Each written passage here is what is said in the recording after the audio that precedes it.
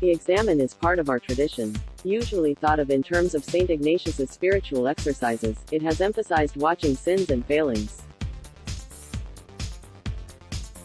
That emphasis was deepened by our post-Enlightenment emphasis on rules and counting things.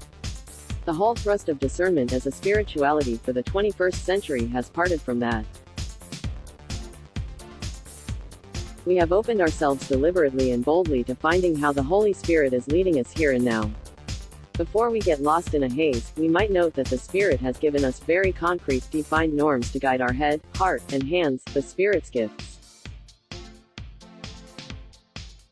Mature discernment brings us to recognize and enact the gifts of the Holy Spirit.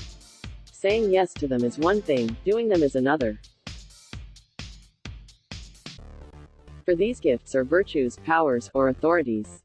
They are like spiritual muscles, exercise them, practice them, and they grow stronger. Do not, and they grow weak.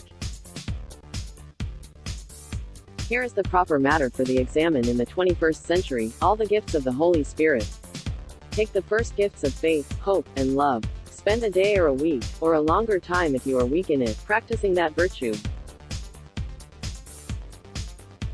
Then patiently work through wisdom, understanding, counsel, fortitude, courage, piety, knowledge, and fear of the Lord.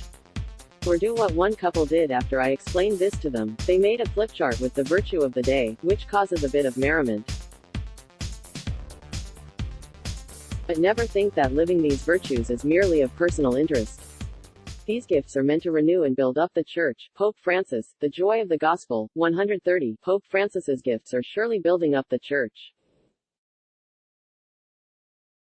And wouldn't the Church in my place and time be wonderfully attractive if all of us went through the week displaying the fruit of the Spirit, walking in love, joy, peace, patience, kindness, goodness, trustfulness, gentleness, and self-control. The Examen of the future is the gifts